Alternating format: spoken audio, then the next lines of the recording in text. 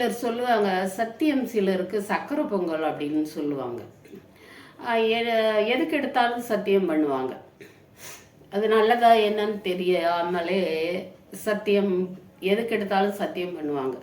அப்புறம் கொடுக்குற வாக்குறுதியை நிறைவேற்ற முடிஞ்சாதான் நம்ம அதை அந்த வாக்கை கொடுக்கணும் அப்படிங்கிற எண்ணமும் நமக்கு வேணும். அது மாதிரி தான் இந்த நேர்த்திக்கடன் அப்படின்னு ஒன்று இருக்கு. நேர்த்திக்கடன் பார்த்தீங்கன்னா சுவாமிக்கு நம்ம நேர்ந்துக்கிறது.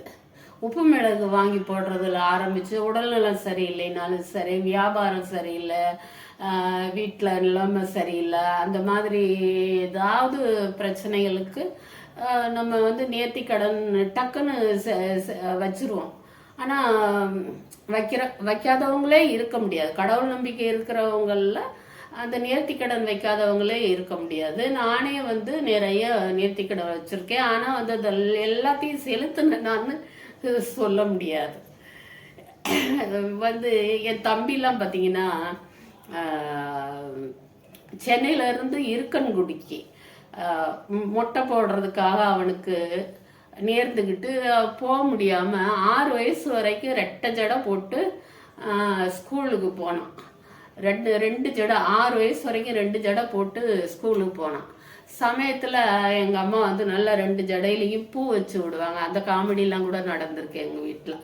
அப்புறம் ஒரு வழியாக போய் போட்டு வந்தோன்னு வைங்களேன்.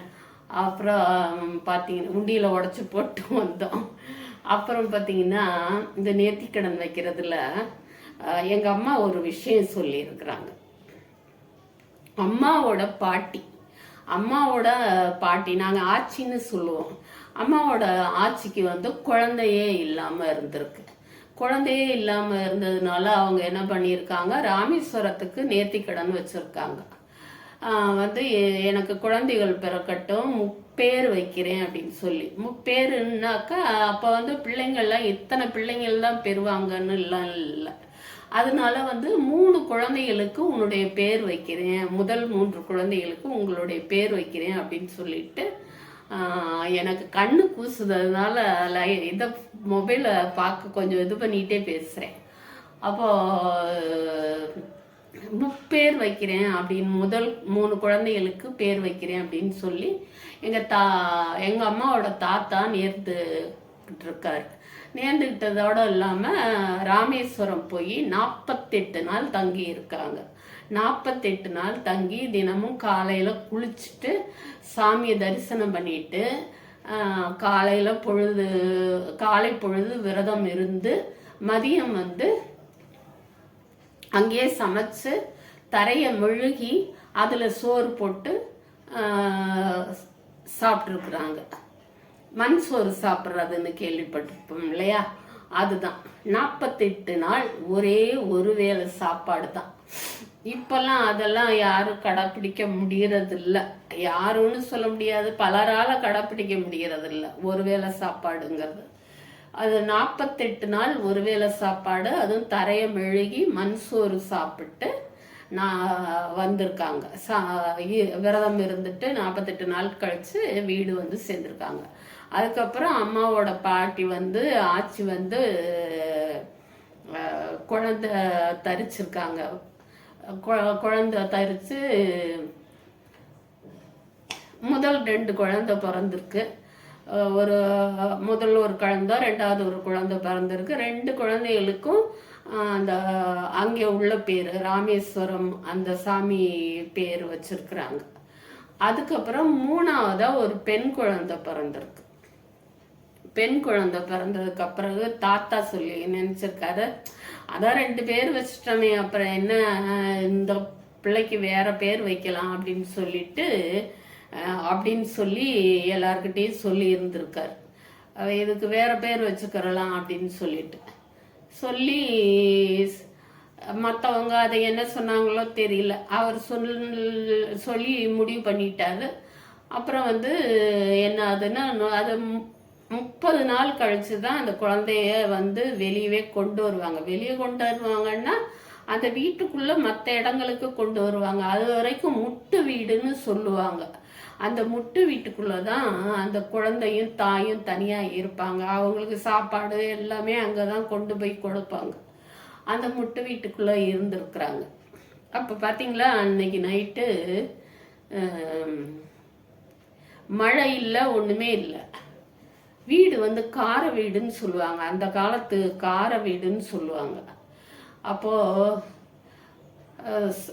ஜாமம் அப்படின்னு சொல்ற ஒரு நள்ளிரவு நேரத்துல ஒரு சத்தம் கேட்டிருக்கு. ஒரு மாதிரியான சத்தம் கேட்கவும், அந்த முட்டு வீட்டுக்குள்ள இருந்து சத்தம் கேட்கவும் எல்லாரும் பயந்து ஓடி போய் என்னன்னு பார்த்தாக்கா, அந்த அம்மாவும் அம்மாவோட ஆச்சியும் குழந்தையும் படுத்திருந்த பக்கத்து சோறு அப்படியே இடிஞ்சு விழுந்திருக்கு. இடிஞ்சு விழுந்ததுல ஆச்சி மேல ஒண்ணு கூட படலை. அதாவது எங்க அம்மாவோட ஆட்சி மேல ஒரு செங்கல் கூட படலை. ஆனா பாப்பாவை வந்து அப்படியே சோறு மூடி இருக்கு. அப்படியே எல்லாரும் பதறி கத்தி, அந்த நேரத்துல கரண்ட் கூட இருந்ததா என்னன்னு தெரியல. ஏதோ ஒரு வெளிச்சத்துல அந்த சோறெல்லாம் கல்லெல்லாம் எடுத்துட்டு பார்த்தா குழந்தை பூ போல தூங்கிக்கிட்டு இருந்ததுதான். இன்னைக்கு நினைச்சாலும் எனக்கு சிலிர்க்கும். அப்படியே குழந்தை பூ போல அது தூங்கிக்கிட்டே தான் இருந்ததுதான். அப்புறம் குழந்தைய தூக்கி குலுக்கி கிளுக்கி பார்த்து, அப்புறம் அதை முழிச்சு அழுது எல்லாம் இது பண்ணிட்டு எல்லாரும் திட்டினாங்களாம் தாத்தாவோட அப்பாவை. இப்படிலாம் நீ நினைக்கலாமா, நீன்னு சாமிக்கு வாக்கு கொடுத்துட்டு நீ இந்த மாதிரி பேர் வைக்கிறேன் அப்படின்னு சொல்லி நினைக்கலாமா அப்படின்னு சொல்லவும், அப்பவே அவர் வந்து மன்னிப்பு, அம்மாவோட தாத்தா மன்னிப்பு கேட்டு எங்க பாட்டிக்கு சேது அப்படின்னு பேர் வச்சார். அந்த பக்கம் ராமேஸ்வரம் பக்கம் சேதுக்கரை அப்படின்னு இருக்குது. சேதுங்கிறது ராமருடைய ஒரு இதுதான். அது சேது அப்படின்னு சொல்லி சேதுராமன் அப்படின்னு பெண்களுக்கு ஆண்களுக்கெல்லாம் பேர் வைப்பாங்க. இவங்க சேது அப்படிங்கிறது தான் எனக்கு தெரியும், முழு பேர் தெரியாது, அம்மா சொன்னதில்லை. எங்க அம்மாவோட அம்மா எனக்கு ஆச்சி, அவங்களுக்கு சேதுன்னு பேர் வச்சாங்களாம். ஆக யாருக்கா இருந்தாலும் சரி, மனுஷங்களுக்கா இருந்தாலும் சரி, தெய்வத்துக்கா இருந்தாலும் சரி, ஒரு வாக்கு வந்து நம்ம தெய்வத்துக்கு வாக்கு கொடுக்க முடியாது.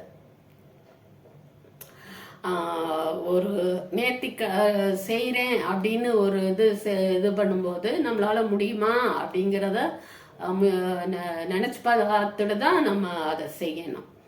அது மாதிரி சாமிக்குன்னு நம்ம நினைச்சோம்னாக்கா அதை செய்யணும்.